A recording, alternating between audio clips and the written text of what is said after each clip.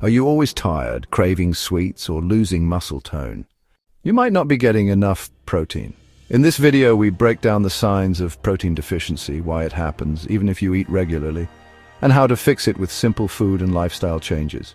Discover how protein powers your energy, focus, metabolism, skin, and strength.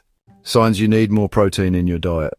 So let's talk about some common signs you might notice if you're not getting enough protein in your diet. You might feel constant fatigue or weakness, and, well, your hair could start thinning or even shedding more than usual. You may find yourself having frequent cravings, especially for sugar. Slow wound healing is another sign, as well as a loss of muscle tone. Edema, which is swelling, can also happen. You might notice brittle nails or weak skin, and some people even experience brain fog or poor focus. All right, now, why might you be deficient in protein?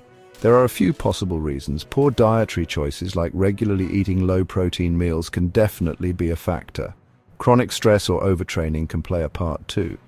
Digestive issues that cause poor protein absorption are another culprit.